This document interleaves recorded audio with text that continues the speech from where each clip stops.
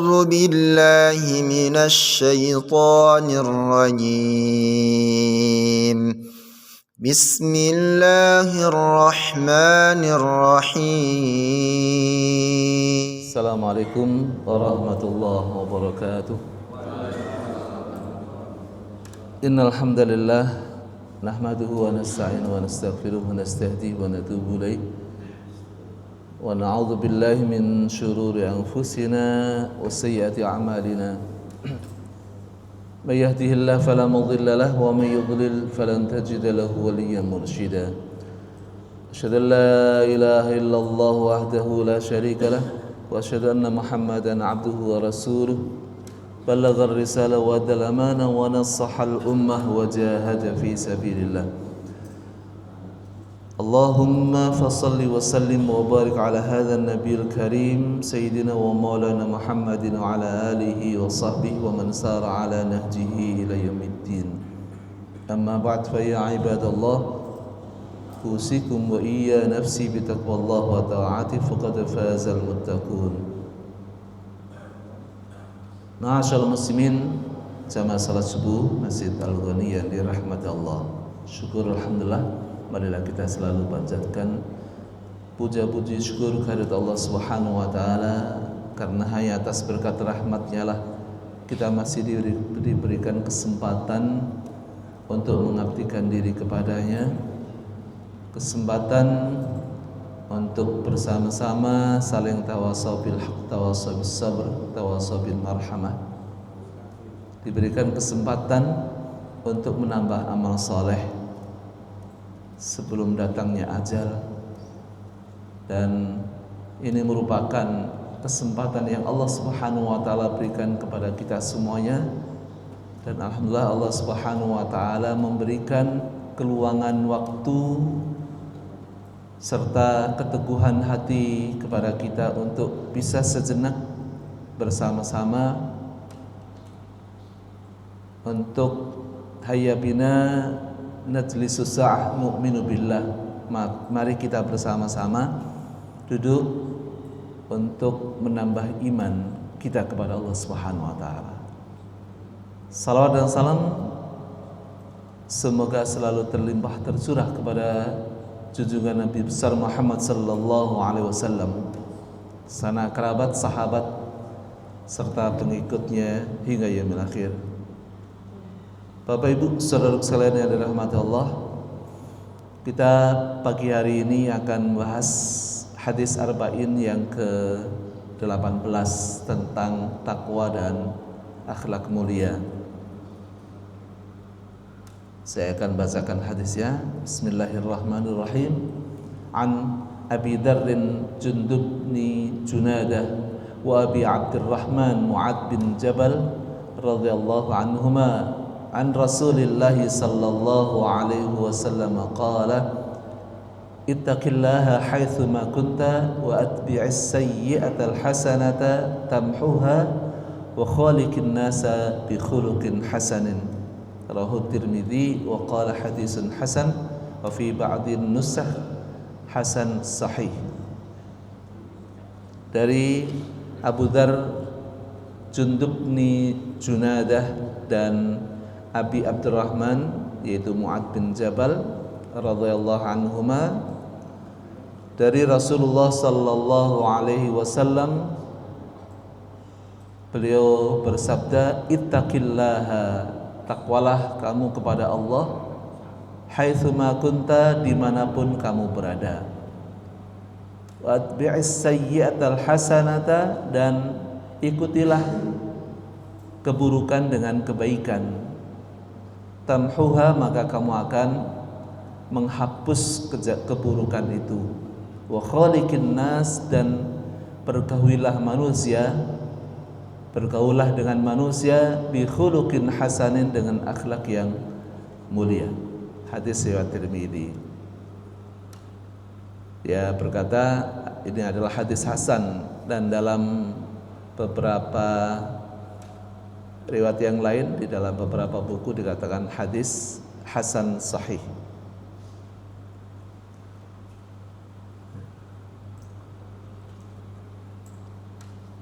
penjelasan hadis. Imam Tirmidzi meriwayatkan hadis ini dari dua sahabat yang mulia, yaitu Abu Dzar Al-Ghifari dan Mu'adz bin Jabal radhiyallahu anhuma.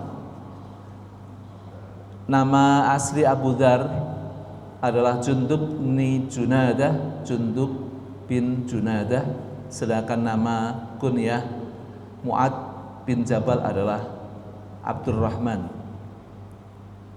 Maka dia dikatakan sebagai Abu Abdurrahman, bapaknya Abdurrahman. Abu Dzar berasal dari kabilah Bani Ghifar. Ia sosok hanif yang tidak mau menyembah berhala. Ketika mendengar bahwa ada orang Mekah yang mengaku sebagai Nabi, sebagai Rasul, Abu Dzar kemudian menyuruh adiknya Anis bin Junadah untuk menelusuri berita tersebut. Setelah kembali, adiknya ini kemudian mengatakan bahwa ia melihat seseorang yang menyeru kepada keluhuran akhlak dengan kata-kata yang indah melebihi segala syair ketika Rasulullah SAW membacakan ayat-ayat Al-Quran. Namun orang-orang Quraisy menyebut laki-laki tersebut sebagai tukang sihir, sebagai orang yang majnun, yang gila, dan lain sebagainya. Maka Abu Dzar semakin penasaran melihat fenomena yang demikian. Akhirnya ia sendiri berangkat ke Mekah. Ia sempat 3 hari menginap di rumah Ali bin Abi Thalib, koleganya gitu ya. Pada hari ketiga, Abu Dzar baru menyampaikan tujuan setelah ditanya oleh Ali. Ali pun mempertemukan Abu Dzar dengan Rasulullah SAW. Kemudian dari dialog yang disampaikan, maka kemudian Abu Dzar langsung masuk Islam pada pertemuan pertama tersebut. Betapa banyak orang-orang yang melihat keluhuran akhlak Rasulullah SAW, kemuliaan beliau, akhirnya langsung masuk Islam. Rasulullah SAW kemudian menyuruh Abu Dzar kembali ke kampung halamannya dan mendakwahi kaumnya. Ini luar biasa ya, seorang yang baru masuk Islam hanya bertemu beberapa kali pertemuan saja langsung diminta untuk berdakwah. Dan mereka semuanya sangat mumpuni dalam berdakwah, walaupun mungkin yang dihafal baru 1 surat atau beberapa ayat saja. Tapi begitulah mereka memahami Islam dengan cepat dan kemudian mendakwahkannya. Sebagaimana saat Rasulullah SAW bertemu dengan bangsa jin, ya. Saat bertemu dengan mereka dan mereka kemudian akhirnya tertarik masuk Islam, bahwa yang dibacakan ini adalah sebuah kitab sebagaimana yang diturunkan kepada Musa, dan kemudian mereka kembali kepada kaumnya dan menyeru kepada mereka untuk beriman kepada Rasulullah SAW. Dengan begitu cepatnya mereka langsung musara ila khairat, bersegera kepada kebaikan, dan kemudian segera menyeru kepada kaumnya. Luar biasa. Namun Abu Dzar ini tidak segera kembali ke kaumnya. Ia ingin mengumumkan keislamannya.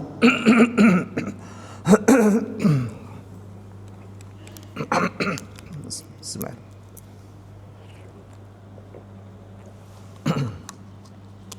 Ingin mengumumkan keislamannya, sehingga ia kemudian tawaf dan membacakan ayat-ayat Al-Quran yang barusan dia hafalkan.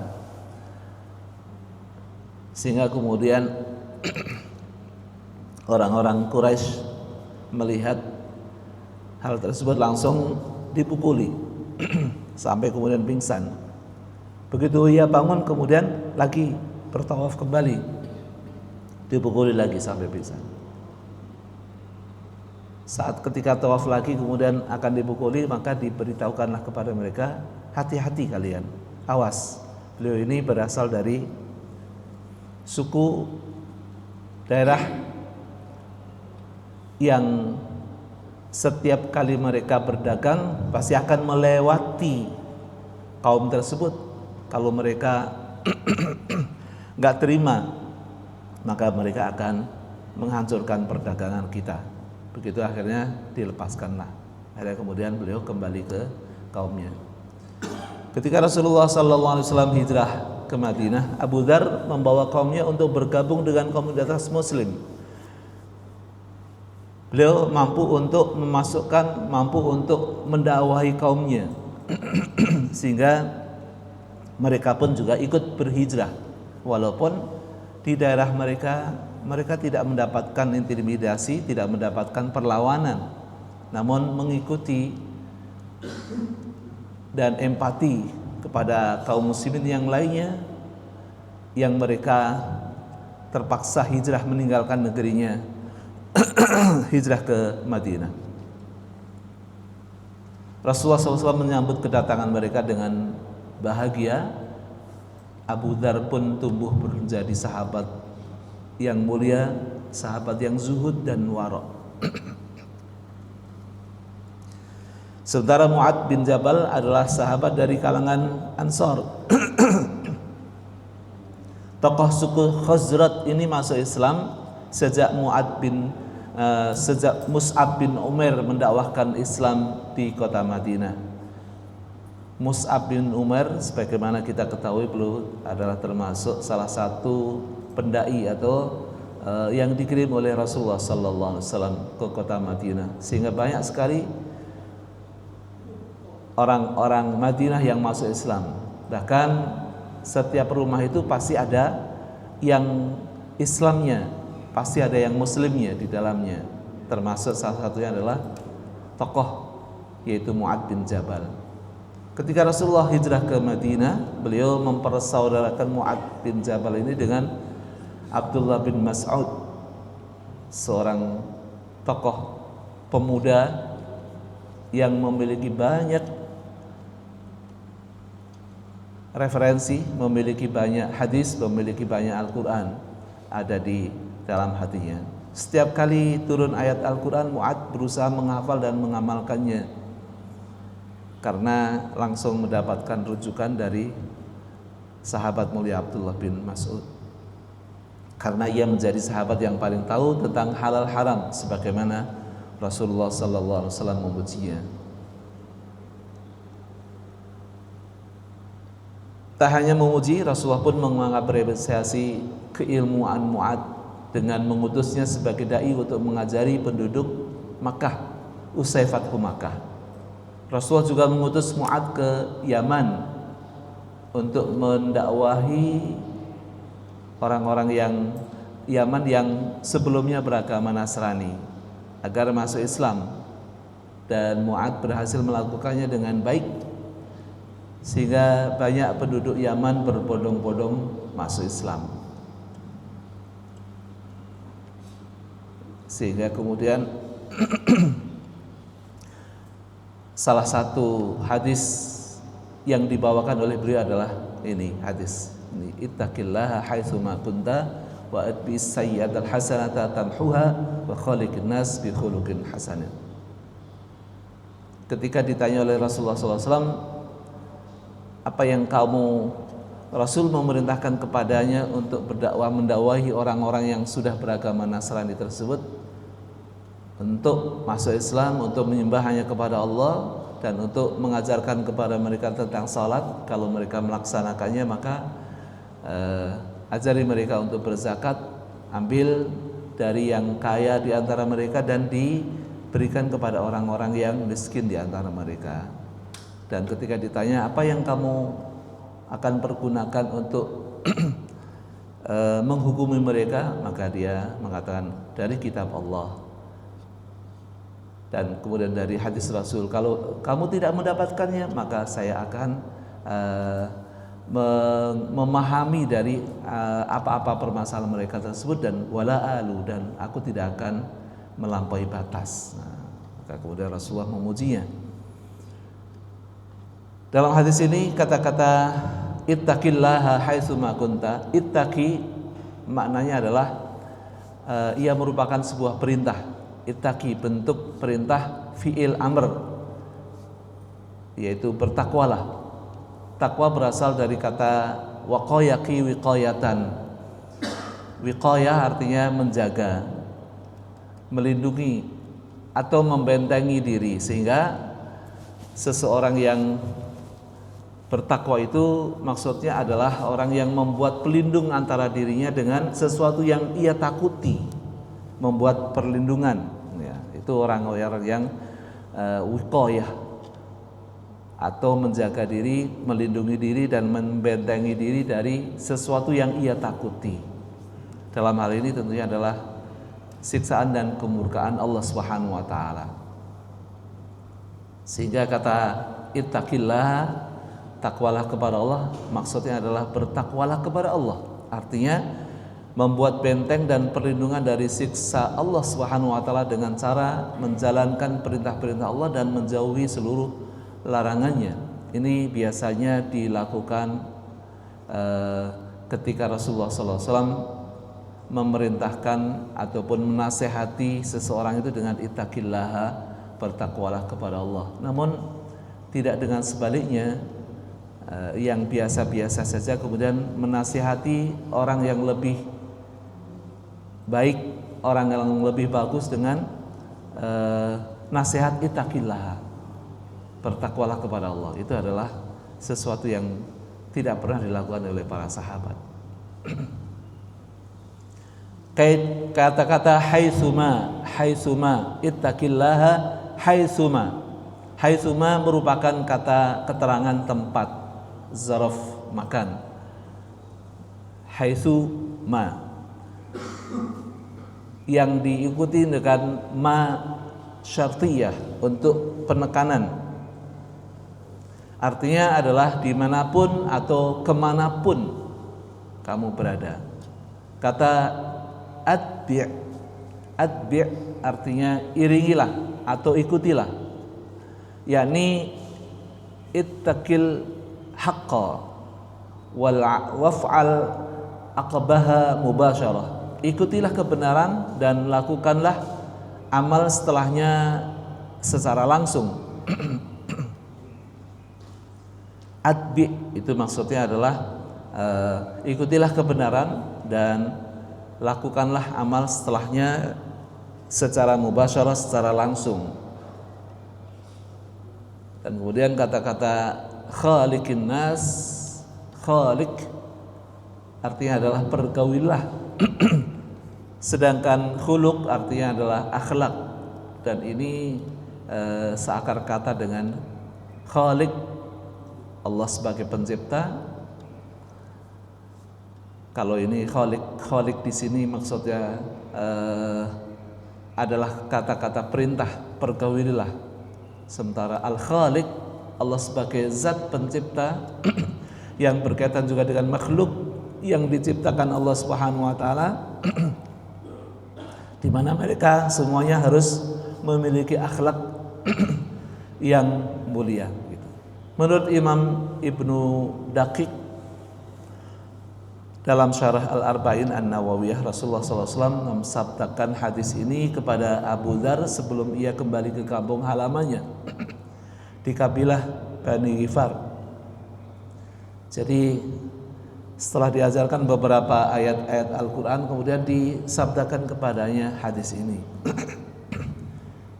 Artinya ia merupakan sebuah rambu-rambu, sebuah nasihat yang agung, berisi tentang ketakwaan kepada Allah Subhanahu wa taala, dan kemudian bagaimana bergaul dengan sesama manusia, serta bagaimana untuk menghilangkan diri dari berbagai macam akhlak yang tercela.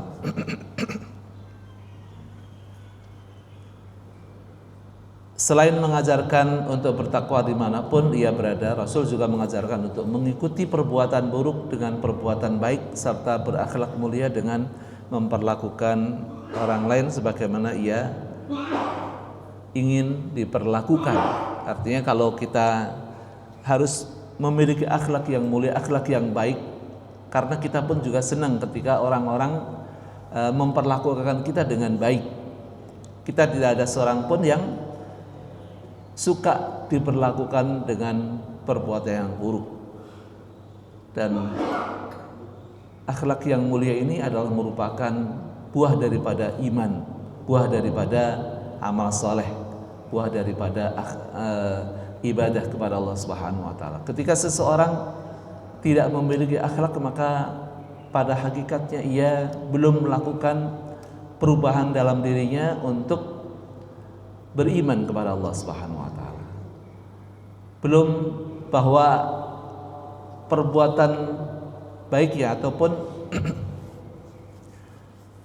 ibadahnya itu mungkin ada banyak masalah di dalamnya sehingga tidak menghasilkan akhlak yang mulia. Seperti ketika menegaskan tentang orang-orang yang salat, orang-orang yang puasa namun tidak memiliki akhlak yang mulia, maka Allah tidak membutuhkan ia untuk berpuasa. Ketika ada orang-orang yang memiliki kebiasaan ibadahnya bagus, salatnya baik, tapi ternyata ia buruk akhlaknya kepada tetangganya, bahkan saat meninggal wanita tersebut dikatakan hiya min ahlin nar, dia termasuk dari golongan orang-orang yang akan masuk ke dalam neraka. Naudzubillah. Nah, ini menunjukkan betapa memang benar apa yang disabdakan oleh beliau, innama bu'istu liutammima salihal akhlak atau makarimal akhlak. Sesungguhnya aku diutus hanyalah untuk menyempurnakan akhlak. Jamaah sekalian rahmat Allah, Syekh Muhammad bin Abdullah Al-Jurjani Ad-Dimyati menilai hadis ini adalah hadis yang agung. Hadis ini merupakan hadis agung yang kaidah dan kaidah agama. Ia mencakup 3 hal, yakni hak Allah Subhanahu wa taala, hak orang yang bertanggung jawab, serta hak para hamba. Beliau berkata dalam bukunya Al-Jauhar Al-Lu'lu'ah fi Syarah Al-Arba'in An-Nawawiyah. Hadis yang ke-18 Arba'in Nawawi ini mengandung banyak pelajaran penting. Berikut ini beberapa poin utama yang bisa kita ambil dari hadis ini. Yang pertama adalah nasihat takwa. Syekh Mustafa Adib Al-Bugha dalam Al-Wafi mengatakan bahwa pesan yang paling penting adalah takwa kepada Allah Subhanahu wa taala. Sebab takwa merupakan sumber semua kebaikan dan pencegah segala keburukan. Maka Rasulullah SAW selalu menasihati para sahabatnya ketika mereka meminta nasihat atau bahkan tidak meminta nasihat pun. Nasihat yang pertama dan utama adalah ittaqillah, nasihat untuk bertakwa kepada Allah Subhanahu wa taala. Bahkan pasukan perang yang akan dikirimkan, saya tidak takut, kata beliau, terhadap jumlah banyaknya musuh ataupun persenjataan mereka yang lengkap. Yang aku takutkan adalah kalian bermaksiat kepada Allah, tidak takwa kepada Allah Subhanahu wa taala, sehingga pertolongan Allah tidak segera turun. Dan inilah yang selalu dinasihatkan juga oleh para sahabatnya. Ketika Umar mengutus pasukannya untuk masuk ke Baitul Maqdis, sudah 1 bulan penuh pasukan tersebut, namun belum Allah berikan kemenangan, belum diturunkan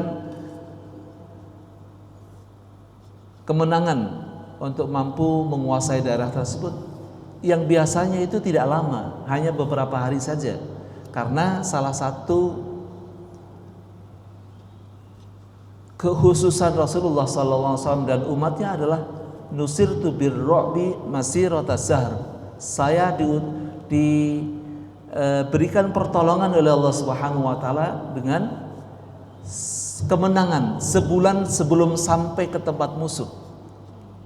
Allah sudah berikan kemenangan berupa ar-ru'b, berupa rasa takut yang Allah timpakan kepada musuh tersebut. Artinya sebelum perjalanan, sebelum sampai ke tempat tujuan, musuh sudah kalah duluan, udah grogi, udah ngrekeli, udah takut, ketakutan. Sehingga saat ketika bertemu, nggak berapa lama langsung mereka takluk.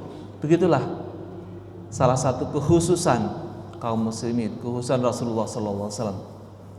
Namun saat ketika Umar bin Khattab memberangkatkan pasukannya, sudah sebulan dalam peperangan namun belum dibukakan pintu kemenangan oleh Allah Subhanahu wa taala kepada mereka. Sehingga kemudian beliau datang sendiri ke Baitul Maqdis, ke Palestina. Di sana langsung inspeksi pasukan apa gerangan yang menyebabkan pertolongan Allah belum segera diturunkan. Sehingga kemudian beliau melihat ada satu sunnah yang dilupakan oleh para sahabat. Mereka tetap melaksanakan salat, bahkan dengan salat khauf sekalipun mereka melaksanakan salat dengan berjamaah. Salat khauf yang biasanya yang 4 rakaat dijadikan 2, dikosor. Puasa sunnah banyak dilaksanakan mereka, malam qiyamul lail dan sebagainya. Tapi ada satu hal yang dilupakan oleh kaum muslimin, yaitu tidak bersiwak. Tidak bersiwak. Sehingga kemudian beliau perintahkan, udah cari pohon-pohon arok, cari yang ada, kemudian sebarluaskan dan kemudian pakai untuk bersiwak.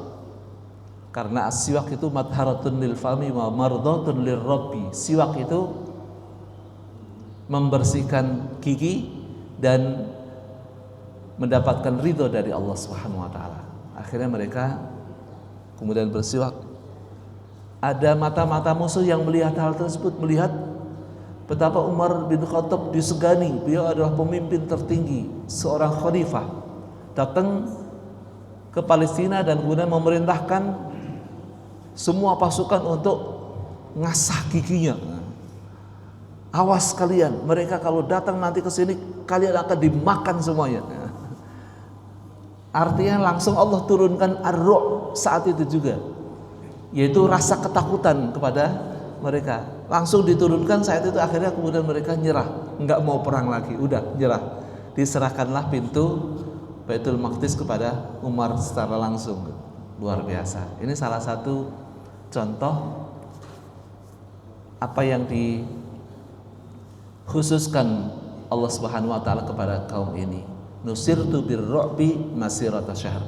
Saya ditolong oleh Allah Subhanahu wa taala dengan kemenangan sebulan sebelum perjalanan sampai ke tempat tujuan, yaitu dengan ar-ru'b, dengan rasa takut yang menimpa kaum mereka. Nah, itulah nasihat takwa.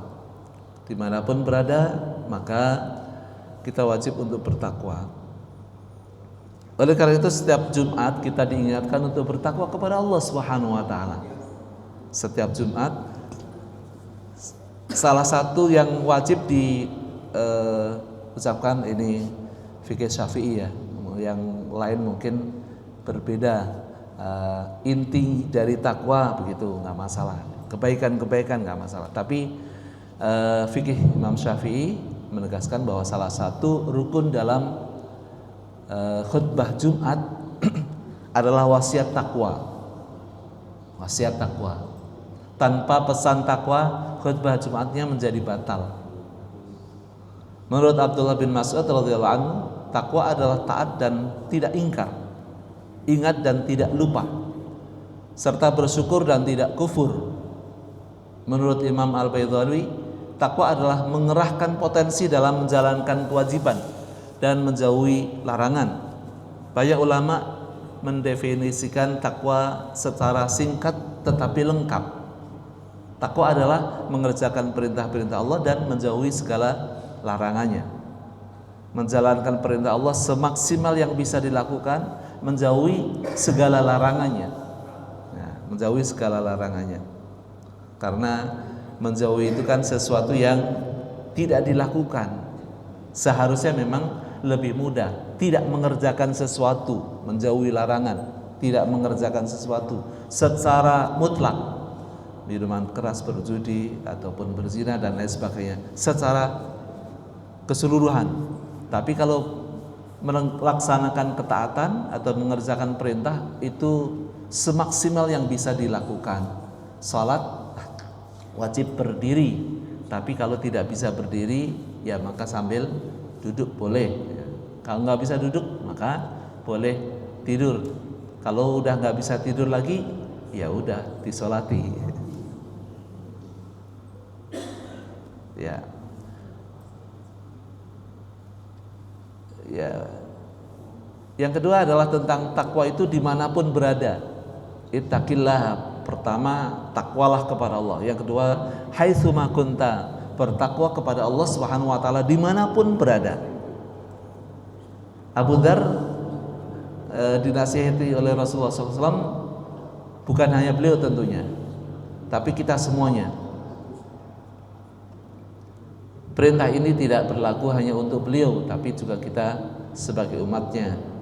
Ittaqillaha haitsuma kunta, bertakwalah kepada Allah dimanapun engkau berada.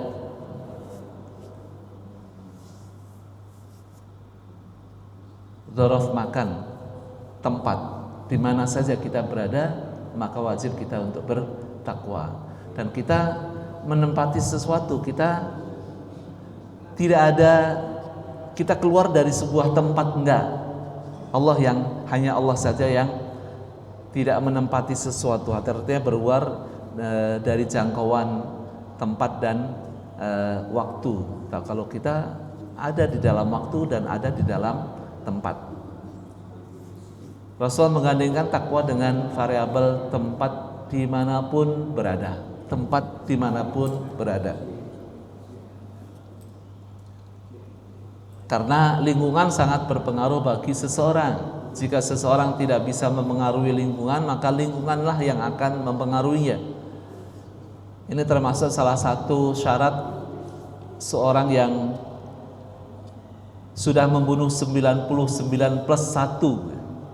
Salah satu syarat dia bertaubat adalah tinggalkanlah tempat, berhijrah ke tempat yang kondusif, yang banyak orang-orang yang baiknya. Karena kalau dia masih tetap berada di tempatnya, di kampung halamannya, mungkin ia tidak bisa bertaubat dengan baik, akan terpengaruh lagi untuk berbuat ataupun tidak bertobat dengan cara yang terbaik. Maka syaratnya adalah meninggalkan tempatnya, berhijrah ke tempat yang kondusif. Imam Ibnu Hajar Al-Haythami menjelaskan dimanapun engkau berada, maksudnya adalah tempat mana saja engkau berada, baik manusia melihatmu maupun tidak melihatmu. Ya, jadi tidak ada tempat yang tidak dilihat oleh Allah Subhanahu wa taala, dimanapun berada. Tapi kalau manusia boleh jadi dia bisa tidak dilihat oleh manusia yang lainnya, ia hanya berada di tempat yang tersendiri. Nah, kalau ini tentunya masih termasuk cakupan haitsuma kunta, dimanapun kamu berada. Terkadang ada orang yang bertakwa di masjid tapi tidak bertakwa di tempat kerjanya. Di masjid itu banyak berzikir, ia sholat dengan khusyuk gitu ya, bahkan jidatnya sampai hitam gitu ya. Tapi di tempat kerjanya mungkin dia jadi bos yang tidak baik kepada anak buahnya, atau bahkan suka nilep uang kantor. Nah, Ia bisa sholat berjamaah dan berzikir di masjid tapi korupsi gitu ya. Enggak nunjuk kepada siapa-siapa ya. Nunjuknya kepada ya diri kita. Kita harus komitmen dimanapun kita berada. Terkadang ada orang yang bertakwa di majelis taklim, tapi saat di pasar ia mencuri timbangan, mengurangi timbangan, mencurangi timbangan. Ada pula orang yang bertakwa di rumahnya, tapi selingkuh di luar kota, gitu ya. Ya. Selingkuh itu kadang ada yang selingkuh halal gitu sebetulnya, tapi karena dibungkus dengan kebohongan maka nggak mendapatkan keberkahan. Saatnya dia sesungguhnya selingkuh harusnya mendapatkan pahala, tapi terkurangi pahalanya oleh kedustaan, bohong sama istrinya, padahal dia lagi beribadah dengan istri yang satunya, tapi ketika ditanya di mana bang, oh lagi di kantor ini lagi, sehingga hilang keberkahannya. Ya. Takwa yang sempurna adalah takwa dimanapun berada, takwa di segala lingkungan, di segala tempat ia berada. Jadi itulah takwa haitsu ma kunta, dimanapun kita berada. Keutamaan takwa dalam Al-Quran, Allah Subhanahu Wa Taala menjelaskan banyak keutamaan takwa, karena memang perintahnya adalah bertakwa. Ya ayyuhalladzina amanu taqullaha haqqa tuqatih wa la tamutunna illa wa antum muslimun. Takwa kepada Allah Subhanahu wa taala dan tetap teguh pendiriannya. Jangan sekali-kali mati kecuali dalam keadaan muslim. Maksudnya adalah kita harus selalu dalam ketakwaan, sehingga saat sakaratul maut tiba maka kita masih tetap dalam keadaan muslim dan kemudian mampu mengucapkan kalimat-kalimat thayyibah. Maka dalam keutamaan yang pertama ini, ya ayyuhalladzina amanu in tattaqullaha yaj'al lakum furqana. Wahai orang-orang yang beriman, jika kamu bertakwa kepada Allah, kami akan memberikan kepadamu furqan. Al-Anfal ayat 29. Furqan maksudnya adalah bimbingan dari Allah Subhanahu wa taala. Ilmu dan petunjuk yang membuat seseorang bisa membedakan mana yang benar, mana yang salah, mana yang hak, mana yang batil. Furqan. Sebagaimana Umar bin Khattab itu salah satu keutamaan beliau sampai-sampai dijuluki oleh Rasulullah SAW dan mendapatkan gelar sebagai Al-Faruq, orang yang mampu membedakan mana yang halal, mana yang hak, mana yang batil. Banyak sekali ayat-ayat Al-Quran yang turun yang asbabun nuzulnya adalah Umar bin Khattab. Banyak sekali ayat-ayat yang turun berkenaan dengan beliau. Ketika salah satunya Rasulullah SAW ketika mengumpulkan para sahabatnya dan bertanya kepada mereka atau meminta masukan dari para sahabat, bermusyawarah dengan mereka, apa yang harus kita lakukan kepada Asra Badar, kepada orang-orang kafir Quraisy yang mereka tertawan dalam perang Badar. Sebagaimana kita ketahui bahwa perang Badar adalah perang pertama yang Allah berikan kemenangan kepada kaum muslimin. Jumlahnya sedikit namun Allah berikan kemenangan kepada mereka. Nah, Asra Badar ini, orang-orang yang tertawan dalam perang Badar ini adalah banyak sekali di antara mereka yang termasuk keluarga besar dari Rasulullah SAW, gitu ya. Sehingga Abu Bakar ketika ditanya, Abu Bakar ini adalah orang yang memiliki jiwa yang penyantun, yang memiliki akhlak yang mulia dan empati pada yang lain. Sehingga ketika ditanya, ya bagaimana kalau seandainya mereka ini diberikan hak untuk bisa memerdekakan diri. Kalau yang punya harta memberikan sebagian hartanya untuk memerdekakan diri mereka dari peperangan tersebut. Atau kalau tidak punya harta maka mereka disuruh mengajarkan ilmu atau mengajarkan baca tulis, dan ini kemudian disetujui oleh Rasulullah SAW. Umar bin Khattab itu tidak setuju dengan itu, dan kemudian seharusnya mereka dibunuh saja gitu ya. Nah, Allah Subhanahu wa taala lebih memilih pendapat Umar bin Khattab dalam masalah ini, walaupun kemudian yang dilaksanakan oleh Rasulullah SAW adalah mengikuti pendapat Abu Bakar As-Siddiq, sehingga mereka kemudian dibebaskan dengan tebusan, baik mengajarkan ataupun memberikan sebagian harta mereka. Ini adalah furqan, mampu membedakan mana yang baik, mana yang buruk. Memang banyak ayat-ayat yang turun berkaitan dengan Abu Bakar dan Umar. Ada kalanya Abu Bakar yang lebih dipilih pendapatnya, yang disetujui oleh Allah Subhanahu wa taala. Namun ada juga banyak Umar bin Khattab pendapatnya yang disetujui. Termasuk dalam mengumpulkan Al-Quran dalam satu kitab. Itu awalnya Abu Bakar tidak setuju, tapi kemudian akhirnya ia setuju juga dengan apa yang diungkapkan oleh Umar bin Khattab sebagai usulan beliau.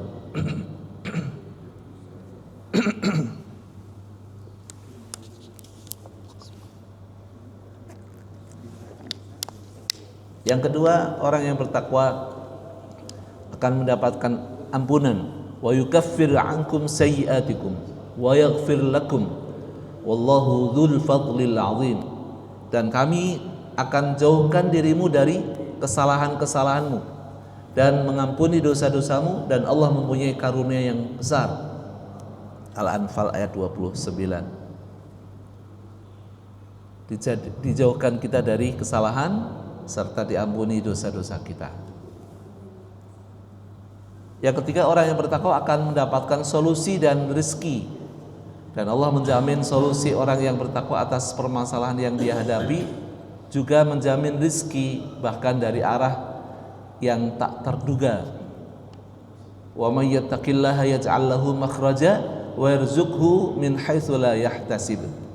Barang siapa yang bertakwa kepada Allah, niscaya Allah akan mengadakan baginya jalan keluar, makhraj, jalan keluar.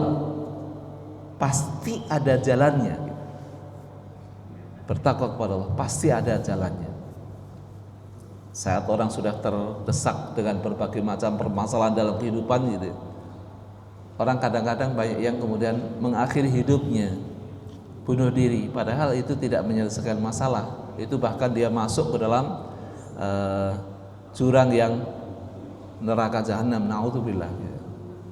Allah akan berikan jalan keluar bagi orang yang bertakwa, memberinya rezeki dari arah yang tidak terduga-duga, yang tidak disangka-sangka. 4 orang yang bertakwa kepada Allah akan dimasukkan ke dalam surga. Wasari'u ila maghfiratin min rabbikum wa jannatin arduhas samawati wal ard u'iddat lil muttaqin. Dan bersegeralah kamu kepada ampunan dari Tuhanmu dan kepada surga yang luasnya seluas langit dan bumi, dan disediakan untuk orang-orang yang bertakwa. Bertakwa maka akan dimasukkan dalam surga yang luasnya seluas langit dan bumi. Ini seorang sahabat yang ketika dibacakan ayat ini dalam peperangan, saat ketika berhenti sesaat dalam peperangan tersebut, kemudian masih ada beberapa biji kurma di dalam genggamannya. Kemudian dia bertanya kepada Rasul, ya Rasul, apakah saya kalau berperang ini dan kemudian saya mati terbunuh, apakah saya akan masuk surga yang luasnya seluas langit dan bumi? Ya, kamu akan masuk ya. Akhirnya ya buang beberapa butir tersebut, kemudian dia pergi terus ke depan dan segera tiba-tiba kemudian dia bisa membunuh dan terbunuh.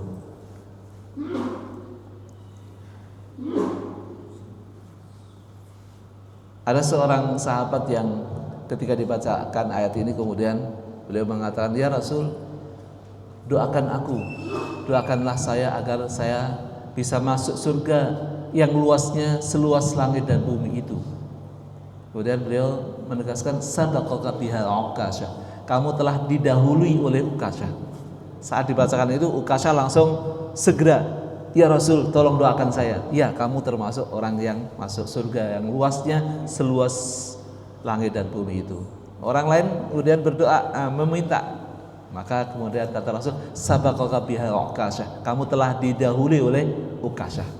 Maka ini luar biasa. Musara'il khairat, bersegera dalam kebaikan ini, termasuk bersegera meminta doa dari Rasulullah SAW.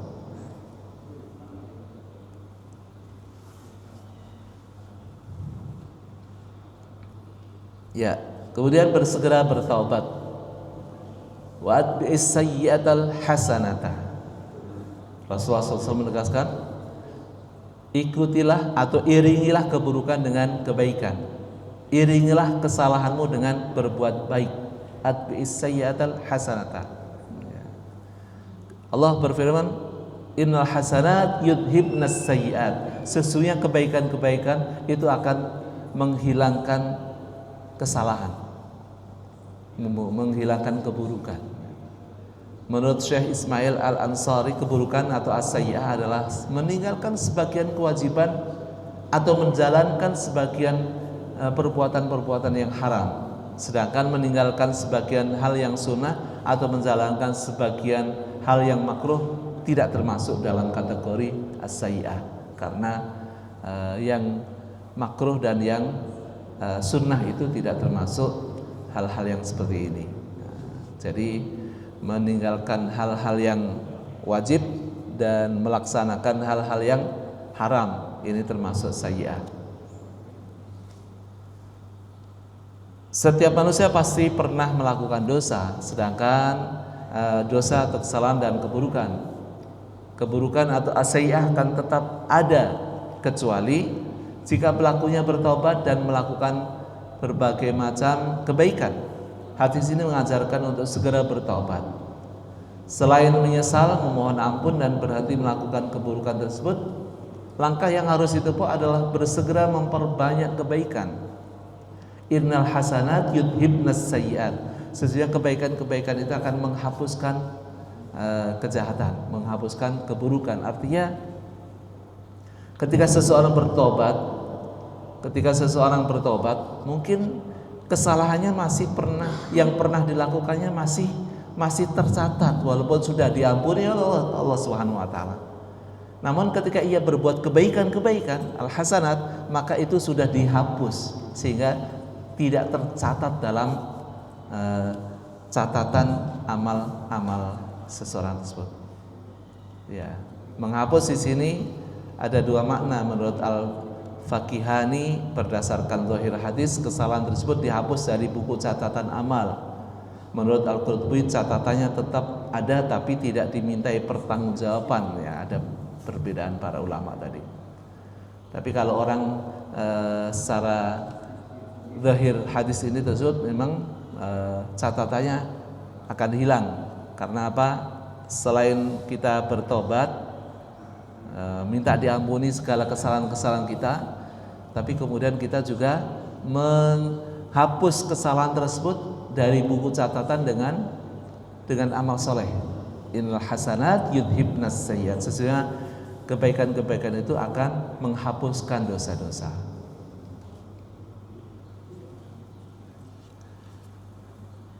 Yang kelima adalah akhlak yang mulia. Poin ketiga, setelah takwa dimanapun berada dan mengiringi keburukan dengan kebaikan, Rasulullah SAW memerintahkan untuk mempergauli manusia dengan akhlak yang mulia. Wa khaliqin nas bi khuluqin hasanin. Pergaulilah manusia dengan akhlak yang mulia. Ya. Dalam hadis ini terkandung perintah untuk bergaul dengan manusia, dan ini lebih utama daripada hidup sendiri, khalwah, memisahkan diri dari masyarakat. Ketika melihat masyarakat banyak melakukan berbagai macam keburukan, kesalahan, kita kemudian menyendiri di rumah, nggak mau bergaul dengan manusia, bertakwa sendirian di dalam rumah. Karena apa? Melihat banyak madharat yang ada di luar rumahnya, atau mungkin pergi ke gunung, masuk ke dalam gua, hidup sendirian di sana gitu. Sesungguhnya dalam hadis ini jelas bahwa kita diperintahkan untuk bergaul dengan manusia. Bergaul dengan manusia, sabar atas perlakuan manusia, mampu berusaha untuk memperbaiki diri dan memperbaiki lingkungannya, itu tentunya lebih baik, lebih utama daripada kita menyendiri, tidak melakukan keburukan, tidak melihat kemungkaran gitu ya. Kita hidup sendirian. Tentunya yang lebih utama adalah bergaul dengan manusia. Bergaul dengan manusia, mungkin banyak hal-hal yang kita lihat, kemaksiatan yang mereka lakukan, berbagai macam hal keburukan kita dengarkan gitu ya. Tapi kita kemudian bersabar atas pelakuan manusia dan kemudian berusaha untuk memperbaiki diri dan lingkungan, tentunya itu lebih utama. Imam Nawawi menjelaskan bergaul dengan manusia dengan akhlak yang baik merupakan cara hidup Rasulullah SAW dan para nabi, khulafaur rasyidin, para sahabat dan tabi'in. Demikian pula pendapat para ulama seperti Imam Syafi'i dan Imam Ahmad. Sebab Allah Ta'ala memerintahkan wa ta'awanu 'alal birri wat taqwa, dan tolong menolonglah kamu dalam mengerjakan kebajikan dan takwa. Apa yang dilakukan oleh Rasulullah SAW berkhulwat itu dilakukan sebelum nubuah, sebelum perintah dan pengangkatan beliau menjadi nabi.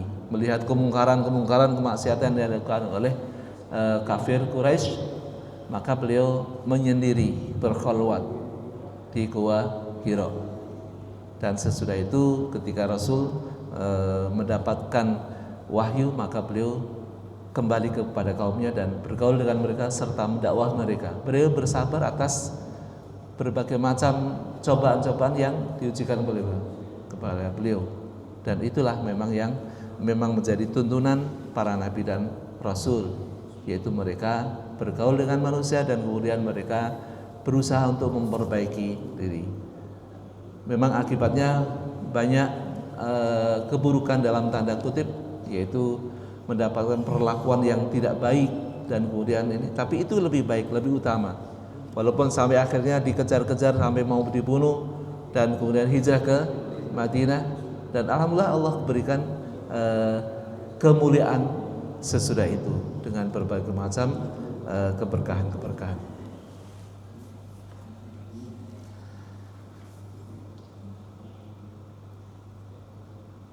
Ya, Rasul bersabda khairun nasi anfa'uhum linnas, sebaik-baik manusia adalah yang paling bermanfaat bagi manusia lainnya. Manusia tidak mungkin memenuhi kedua perintah ini jika tidak bergaul dengan manusia. Bagaimana mungkin dia menjadi seorang yang menolong orang lain dan bermanfaat bagi orang lain jika ia tidak berinteraksi dengan manusia lainnya. Interaksi dan pergaulan di sini harus dibangun di atas landasan akhlak mulia. Akhlak mulia merupakan tanda sempurnanya iman dan takwa. Kebaikan manusia diketahui dan ditentukan oleh baiknya akhlaknya. Akmalul mu'minina imanan ahsanuhum khuluqa. Orang yang paling sempurna imannya adalah orang yang paling baik akhlaknya. Dalam sebuah hadis disebutkan juga bahwa Rasul menjadikan akhlak mulia sebagai standar kebaikan seseorang. Semakin baik akhlaknya maka semakin baik orang itu. Ya Rasulullah, ayyun nasi khair? Wahai Rasulullah, manusia seperti apakah yang paling baik? Beliau menjawab, ahsanuhum khuluqa, yang paling baik akhlaknya, yang paling baik akhlaknya. Imam Ghazali menjelaskan bahwa akhlak yang baik adalah ilmu, akal, iffah, menjaga diri, keberanian, ketakwaan, kemuliaan, dan semua perbuatan yang baik. Semua sifat-sifat ini tidak hanya ditampilkan oleh panca indera, tetapi juga oleh cahaya mata hati yang dan batin, tulis beliau dalam Ihya Ulumuddin. Artinya terpancar dari kebaikan-kebaikan yang lahir tersebut, terpancar dari kebaikan-kebaikan yang batin yang ada dalam dirinya. Semoga hadis Arba'in yang ke-18 ini mendorong kita untuk bertakwa dimanapun kita berada, bersegera bertaubat dan memperbanyak kebaikan setelah terpeleset perbuatan keburukan, dan mengedepankan akhlak mulia dalam bergaul dengan sesama manusia. Wallahu a'lam bishawab. Sampai di sini masih ada waktu, barangkali silakan. Ada yang ya, silakan Pak. Waalaikumsalam. Ini Pak, ketika kita berhubungan sesama manusia, muamalah gitu Pak, dengan akhlak yang mulia, itu kan bersifat mutlak Pak. Ya, dilemanya ketika kita berinteraksi dengan pelaku maksiat gitu Pak. Takutnya kita mensupport kegiatan mereka atau kita sendiri terlena jadi mengikuti itu biasa gitu. Yeah. Di zaman modern ini Pak, biasa gitu Pak. Iya. Itu Pak. Yang Baik. dilemanya di situ Pak. Iya. Baik, terima kasih Pak Dio. Kita bergaul dengan manusia, kita harus sudah mempersiapkan diri sebetulnya. Kenapa? Persiapan diri kita adalah dengan bertakwa kepada Allah dulu, ya, bertakwa kepada Allah Subhanahu Wa Taala dulu, dan kemudian memperbaiki diri dengan banyak melakukan pertaubatan, sekaligus juga memperbaiki diri atau menghapuskan dosa-dosa kita dengan melakukan banyak kebaikan. Dan kemudian ketika kita sudah siap gitu ya, akhlak kita sudah bagus, kemudian ibadah kita juga benar, dan kemudian kita juga memiliki keimanan ketakwaan gitu ya, kita sudah siap untuk berdakwah kepada manusia, bergaul dengan manusia, mulai dari orang-orang yang baik-baik dulu gitu ya.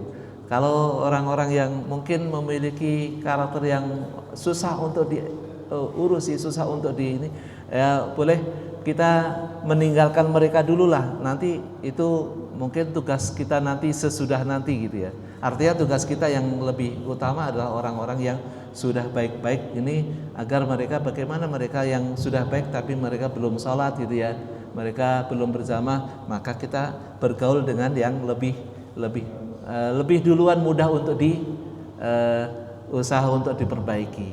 Kalau misalnya untuk merubah orang-orang yang sering dugem ataupun mungkin mereka suka minum-minuman keras dan berbagai macam perbuatan buruk yang mungkin sulit untuk kita rubah misalnya, maka kita merubah dari sedikit demi sedikit. Misalnya yang biasanya di tempat-tempat cangkruan ataupun pos-pos jaga itu biasanya mungkin orang-orang suka minum-minuman keras itu, suka berjudi situ gitu ya misalnya. Ya kita mulailah berdakwah atau mulai bergaul dengan mereka dengan akhlak yang baik. Mungkin kita ucapkan salam saat ketika kita lewat di depan mereka gitu ya. Enggak ikut-ikutan duduk-duduk situ, karena ikut-ikutan duduk di situ kalau kita tidak merubah mereka, maka kita juga boleh jadi kita akan berubah mengikuti mereka gitu kan ya.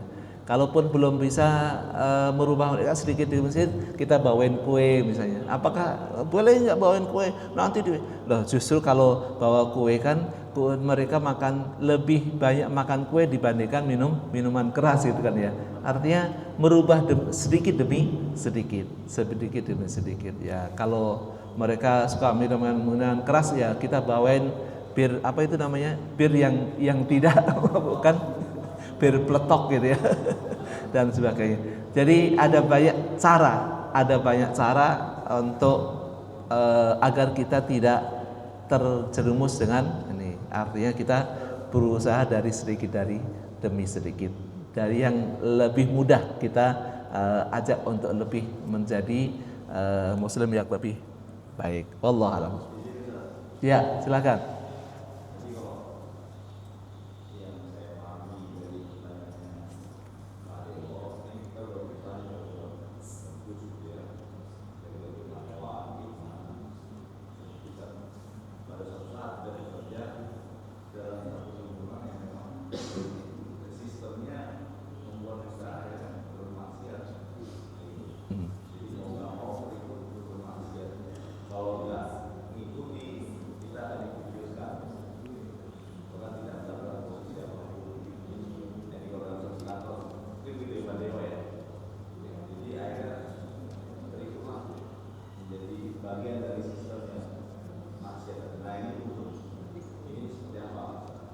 Oke.